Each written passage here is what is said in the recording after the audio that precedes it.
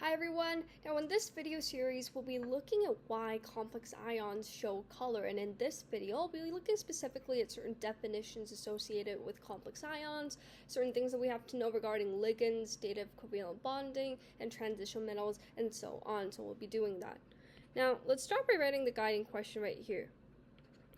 Why do complex ions show color will be our guiding question. Now, in order to know this, we first need to know what a complex ion is. Now, a complex ion, simply sum up, is an ion that is formed when ligands form dative covalent bonds to central transition metal ions. Now, I'm going to quickly write that down for us to digest it. Now, a complex ion is formed when ligands form dative covalent bonds with central transition metal ions. Now, in order to fully understand this definition, we need to know a couple of things, starting with what ligands are. Second, we also need to get the concept of dative covalent bonds. And third, we need to clarify what qualifies for a transition metal ion and what's not. Now, so we'll be looking at the definitions from now on. First, let's start with ligands. Now, ligands are essentially just molecules or ions or even just functional groups that bind to the central atom or the molecule, and this is oftentimes a transition metal ion, as is in this case of complex ions. And we can kind of engage in a lot of bonds with ligands and the metal ion or the atom, and these bonds can involve ionic bonds or even covalent bonds, so on and so forth. But in this specific case, with bonding to a complex ion, we're going to define ligands as a molecule or an ion with a lone pair of electrons. Now, a lone pair of electrons essentially just means a pair of electrons that do not engage in bonding.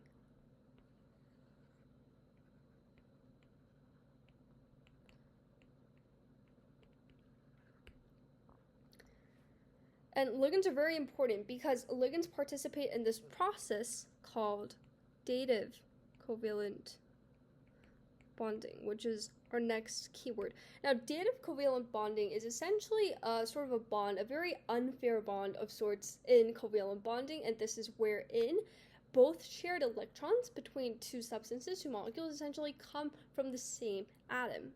So this is where in a covalent bond, both electrons come from one atom. So in terms of like visually representing the relationship of what a covalent bond, a normal covalent bond would look like, it would kind of look like this, where each of the atoms, each of the sides who participate in the covalent bonding essentially offer one or two or more electrons each. However, in the case of dative covalent bond, the electrons essentially just come from one side, one atom that bonds. So we would visually represent it as this. So we can generally call this a kind of like a normal or typical covalent bond, and this would be dative covalent bonding. And ligands are really important in that sense, in the sense that ligands essentially have a lone pair of electrons, and these electrons would be involved in dative covalent bonding. So in a complex ion, we've covered two most important keywords, which are ligands and dative covalent bonds. Now let's move on to what actually qualifies for a transition metal ion.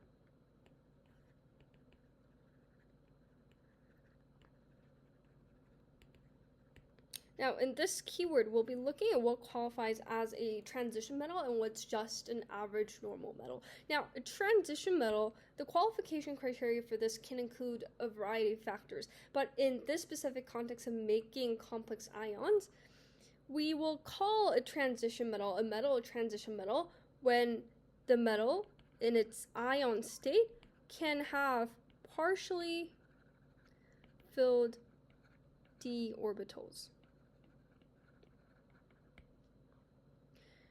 So we may typically try to associate all of the chunk of metals in the middle block of the periodic table with transition metals. However, that's not true in the sense that, for instance, scandium does not have any electrons in its d orbital, while zinc has fully filled d orbitals. So through this criteria, we kind of know that scandium and zinc are not transition metals because one doesn't have any electrons in its d orbital and zinc has all electrons filled in its d orbital.